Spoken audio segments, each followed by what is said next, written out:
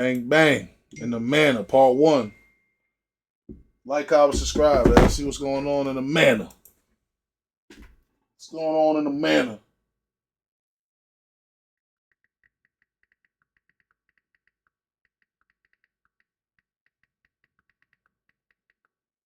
What's going on in the Manor? What's the light at? What light?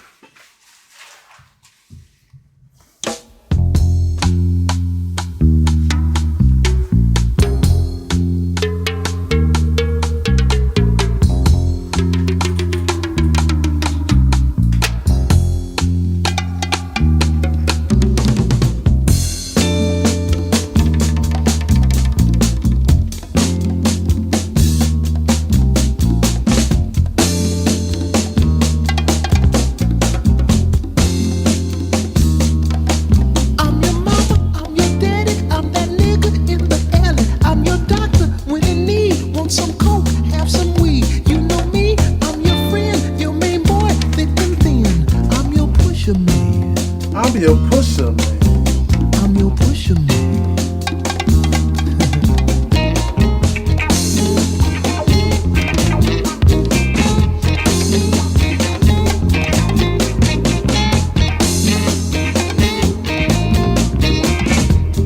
The overwhelming majority of black people, African and African Caribbean people, are law-abiding citizens. And yes, we may slip at times, but so does everyone else.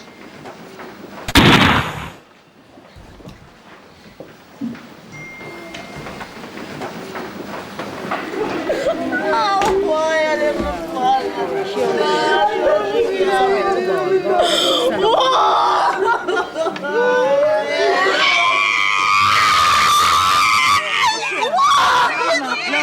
no, stop.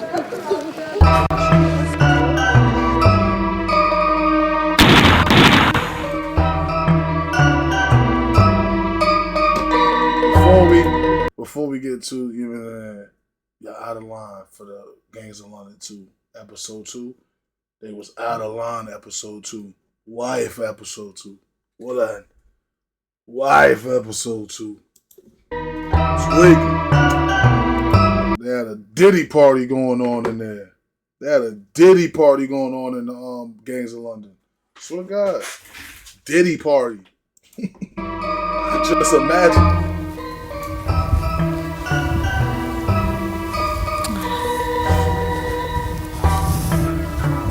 Salam was a great son.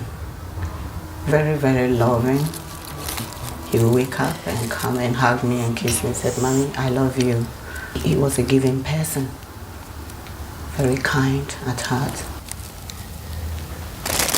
I don't want people out there to think, oh, because he's my child. But he was a friendly person. Very, very friendly. Would talk to anybody.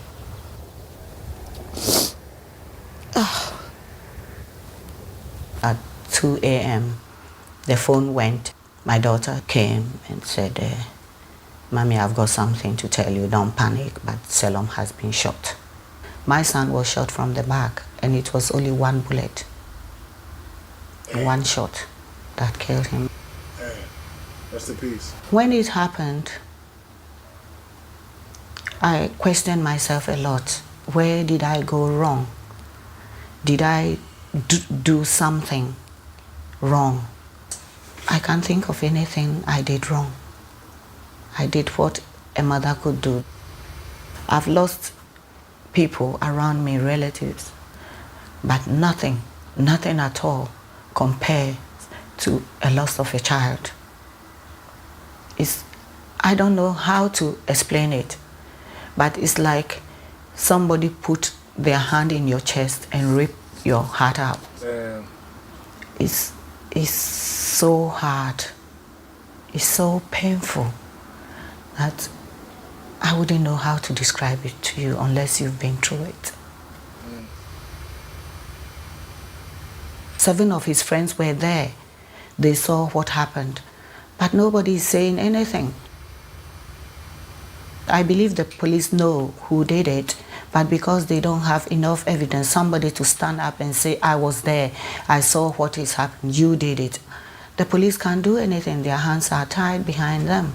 And the police have to do more to find, to go to the roots of what is actually happening. I don't want to say it, nigga don't want to say that. Like, mommy don't know what's going on in the streets. Every mother sound like this when somebody die. You feel me? But I don't want to feel me because maybe we don't know. But, mommy, you don't know his story. You just know what you know. Like, you don't know what's really going on. But I'm not saying it with him. I'm just saying in general because all moms do the same thing. Like, get on here, he was a good kid, and da-da-da. Nigga, a whole demon out here. Nigga, a whole demon out here tweaking on niggas. So he talk to anybody. He don't talk to nobody but the gang. Out there, instead of the media picking it up and saying another black person has been shot, is drug related. I think it's not fair on our young children.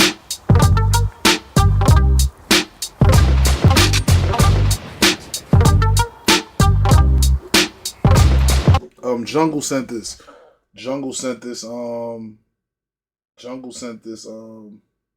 yesterday when we was in here playing the game. He had sent a donation, so I made him first on the queue today. Cause he sent it when we was playing the game yesterday. I don't know who this is about. He just said it's about the roads. It's about the roads, nigga. It's about the roads, nigga. What about the roads. I was involved in the first ceasefire agreement between the Bloods and Crips to ever take place. And I basically see a lot of young people here in Britain starting to take on a way of life that is being abandoned in various parts of the United States. The gang culture is something that we have worked very hard to deal with. And a lot of people believe that it wouldn't happen in Britain. Right, a lot of people even told me over the years, over the decade of coming back and forth, working with various groups, that it can't happen here, it won't happen here. And I saw all of the various pillars being put in place for it to happen.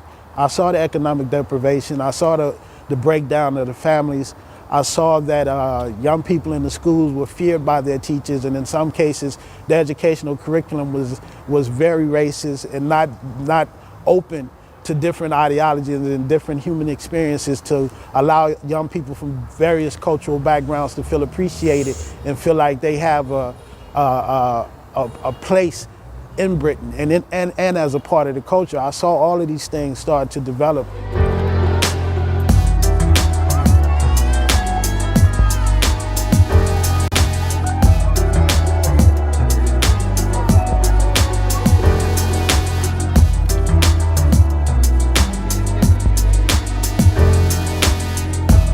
Hey, hola.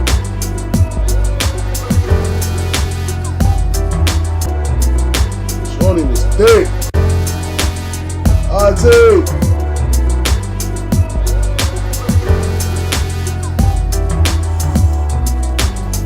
I felt the need to carry a gun because one stage I just got into such a point where I felt I needed to carry a gun. I live in a block of flats, and downstairs there's a security door. But sometimes like anyone could just walk in the security door, and sometimes there'll be like 2 or 3 boys waiting at the top of the stairs for me outside my own door, like looking to do me something. You get me? And I'm thinking, no, what's going on? Like, can't be doing this here outside my mum's yard. I didn't know what to do. I felt I was stuck. I felt I was in such a hole. I didn't know what directions to take because no one's gonna help me really. No one's going to stick their neck out for me. I don't have no older brothers, nothing. He did voice his concerns a few times why he needed to get away from here. It's because there was so-called gangs after him, or boys, I'm not sure. And he felt his life was in danger. And that, to me, I couldn't believe that, It was like, this can't be happening. In this day and age, my son there's boys after him. For what reason?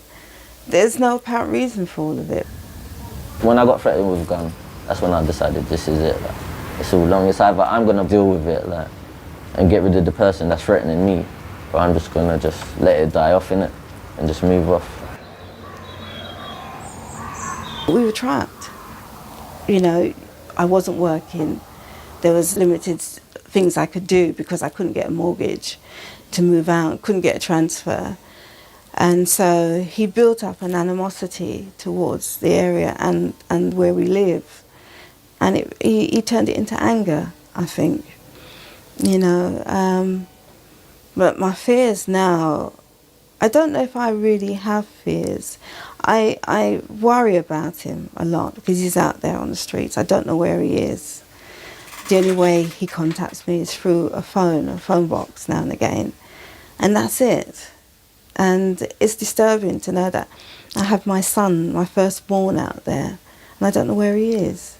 There's not a lot of options out there, is there? If I want to do this, I can't really do it. Like, if I want to do that, everything's expensive out here. Serious, like, London is expensive, and we just feel like trapped.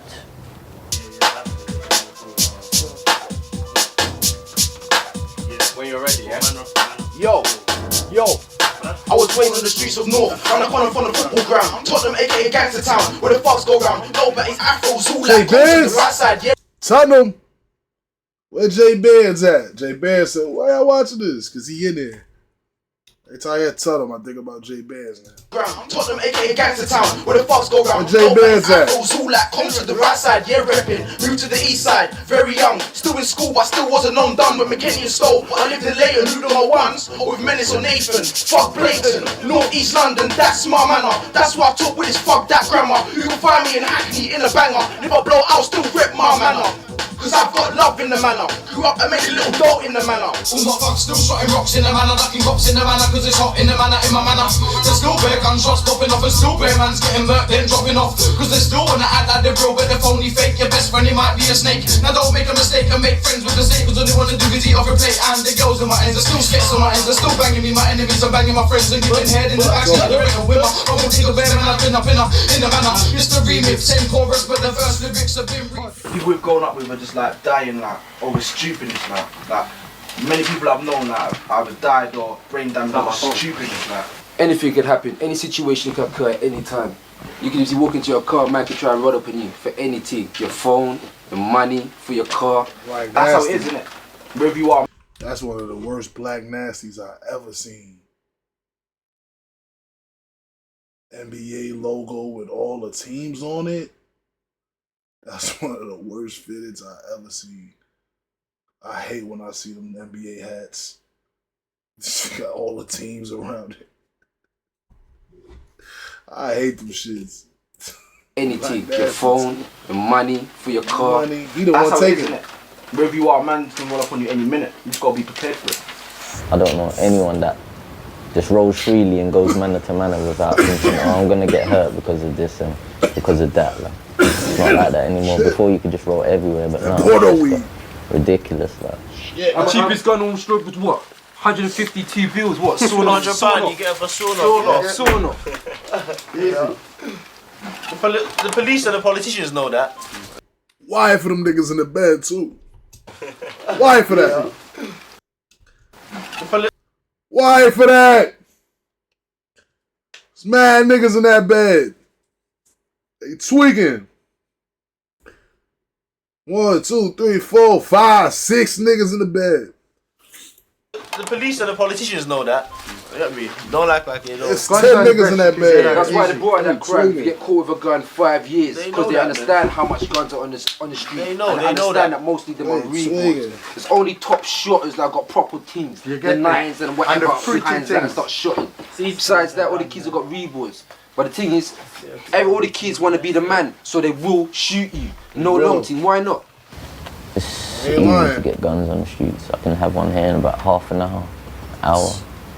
And that's serious. Just 1, 2 phone calls and it's here. Like, okay, I mean, whatever you need is there. Silencer, machine guns, even fucking So I've been told hand grenades. I never seen this nigga before. Alright, this is the Mac 10. Cap it, dog. Oh, he out there. Takes 9mm shells. Yeah. 9 bits. This is the clip for it. Yeah. Bomba. Push that clip back there. Bomba. There's a silencer right there for it. Bomba. Bomba. Screw that on. Alright. Cock it back. Yeah. Take it off safety. And it's ready to fire. What other arms do you sell? 3/8, 9. I ain't never seen this nigga before. Anything. How young is the youngest person you've sold a gun to? Probably about 15, 14. Right. Knowing that so much man them's been killed on the street, don't you feel any sense of responsibility knowing that like you're arming people them on the street and these guns might be used for murders and stuff like that? No. No, I don't care. I don't. I don't care. Yeah, dusty. Yeah, dusty. My cousin had a fight earlier in the day because another boy ripped his jumper. He started round with the boy, he had a fight or whatever, and he thought that was it. He obviously went away, left it, thinking that, you know, nothing's gonna happen. It's all silly what happened.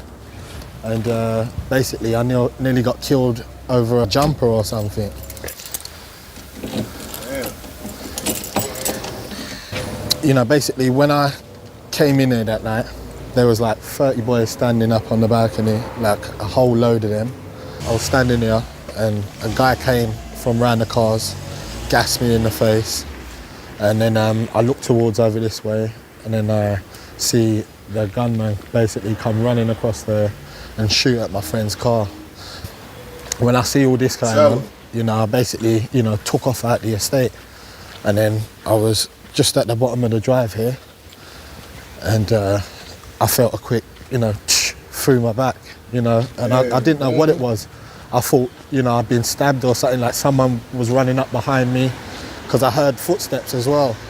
So when I got to about, say, you know, at this bollard, I just felt, you know, and I was looking at my hand, I was losing a bit of blood, and then I came to like in the middle of the road, and like basically I was like on all fours like that, like crouched down in a crouch position. So it was like, I was thinking to myself, you know, am I gonna die here?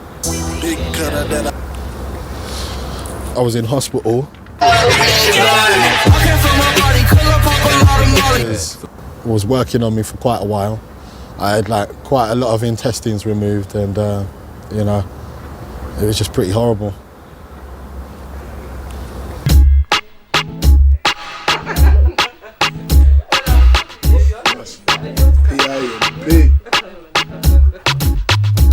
We was all in Trocadero, all just standing up by the escalators. The next thing I knew, there was an argument between two black boys and some girl, and then it looked like the boy was being punched, and then I see him fall to the floor, and then they were stabbing him, punched him again. He must have been stabbed about 4 times, and then everyone ran off, and the boy was dead, and that was it. He was only 17, and it was just a stupid argument really, over nothing, and he died, and that was it. Everybody was there, and no one would talk to the police or nothing. And then like the next day, I think for the next week, the police were there every day, and they were just like grabbing older people and saying, was you here on this day? They're only going to be with you while you're giving them the information. When that man's maybe coming back, yeah, because then maybe not understanding the seriousness of what's happening, yeah. Fair enough, there's Operation Trident, but you go to Trident and say that you've seen this crime, yeah. Now when Trident have gone, after taking your statement, yeah, the witness protection system in this country isn't that much enforced that they can safeguard you and your family. Because the thing is, the problem doesn't just stem from the actual man that got shot. Auntie ain't telling. There's his mother, his sister, his aunt, and blah, blah, blah. And if they can't actually get to the person that's actually maybe done the shooting, they will target your other family. So in a lot of cases, it's actually safer not to talk. Right. Just all over London now. Shout out Auntie. Even out of London, it's just getting terrible. Like, girls, a fair man just getting taken off road for silliness. When it comes to the street thing, England is behind, England is late. You get me? It's like, England is late. No, England is coming, soon England gonna be like America, probably Jamaica, Trinidad. All them place there. England is late. That's the beginning. England is like a virgin to gangster thing. You know? Definitely. And we all good guys. Definitely. But I'm just saying it out there, everybody know it, man. And yourself have to ask me because you must know it wherever you come from around. There ain't nowhere in London that is cool. No one can say London is cool. If it's cool, it's because maybe it's but everywhere it's getting touched. It's like a virus. Yeah. Serious. It's all about choices. It's it's a virus, everybody gonna get it. It's all about who gonna survive it. That's all it is. Yeah, and who's gonna die.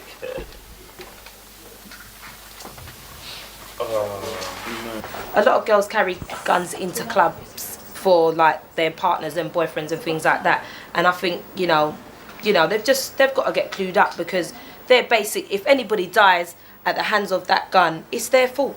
I know somebody that did carry a gun for her boyfriend, and one time we was in the house, and I think I'd only seen a gun once before, and she put it in my hand, and her little boy was in the room, and I must have gone like that, like pointing it up, and must have touched the trigger thing, and she started screaming, don't put it, it's loaded. And I was like, you idiot, I didn't even know it was real. Like, I didn't know it was a real gun. I'm so sorry to cut you, but your stupid friend.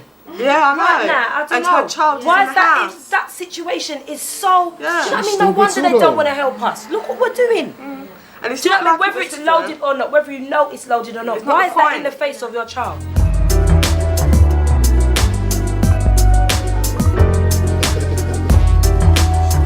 That's the way that fitted.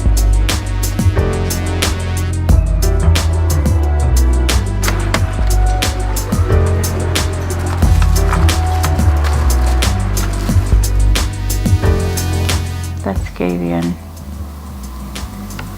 Never see him again. Oh dear. Kavian was killed in Stonebridge outside Potterton House, and he was shot 6 times. He had a shot in his knee, just above, I think it was his right foot, and that shattered the foot. And he had one in his back, because it looked like when he got the shot he was running. So he had one in his back, one up in his shoulder, he had one in his chest, and I think one in his side. In total it was 6. Yeah, what's the end of that?